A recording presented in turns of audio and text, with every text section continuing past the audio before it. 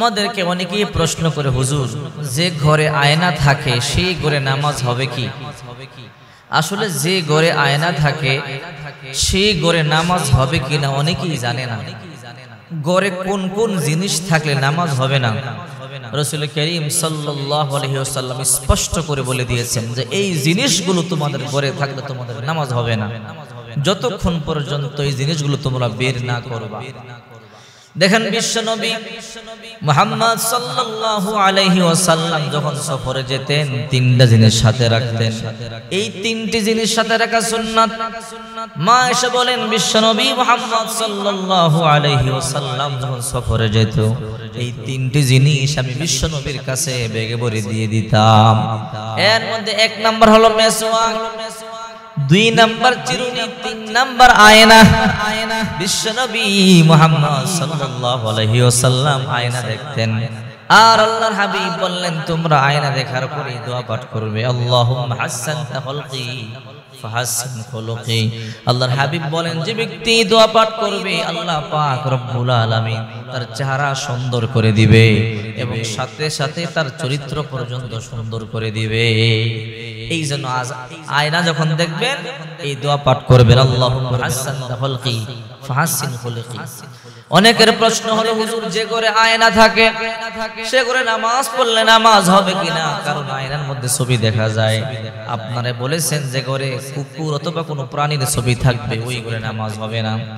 বিশ্বনবী মুহাম্মদুর রাসূলুল্লাহ সাল্লাল্লাহু আলাইহি ওয়াসাল্লাম বলেন, লা তাদখুলুল মালাইকাতু বাইতান ফীহি কালবুন ওয়ালা সূরা। যে ঘরে কুকুর অথবা প্রাণীর ছবি থাকবে ওই ঘরে আল্লাহর রহমতের ফেরেশতা প্রবেশ করবে না। এই জন্য যাদের ঘরে কুকুর আছে কুকুর বের করে দিবেন। যারা কুকুর পালেন, যে ঘরে নামাজ পড়েন, যে ঘরে কোরআন তেলাওয়াত করেন, যে ঘরে আপনি বসবাস করেন ওই ঘরে কুকুরকে জায়গা দিতে পারবেন না, কুকুরকে বের করে দিবেন। যে ঘরে আপনি ইবাদত বন্দেগী করেন যদি কুকুর ওই ঘরে থাকে আল্লাহর রহমতের ফেরেশতা আসবে না। শুধু তাই নয়, আরেকটা কাজ আপনাকে করতে হবে। সেই কাজটা হলো, যদি কোনো প্রাণীর ছবি আপনার ঘরে থাকে ওই প্রাণীর ছবি অবশ্যই আপনার ঘর থেকে রিমুভ করতে হবে। কারণ রাসূল করিম সাল্লাল্লাহু আলাইহি ওয়াসাল্লাম বলেন, কুকুর অথবা প্রাণীর ছবি যে ঘরে থাকে ওই ঘরে আল্লাহর রহমতের ফেরেশতারা ঢুকে না। একবার আল্লাহর নবীর কাছে জিবরাইল আসার কথা, 3 দিন হয়ে গেল জিবরাইল আসলেন না। বিশ্বনবী বড় টেনশনে পড়ে গেল। আম্মাজান উম্মে কুলসুম, আম্মাজান উম্মে সালমা রাদিয়াল্লাহু তাআলা আনহা বলেন, নবীজি আপনি তো টেনশন কেন করেন? উম্মে সালমা 3 দিন ধরে জিবরাইল আমার কাছে আসে না, আসার কথা। ও সালমা এই জন্য টেনশন দেখাতো আমাদের ঘরে কোনো কুকুরের বাচ্চা আছে কিনা।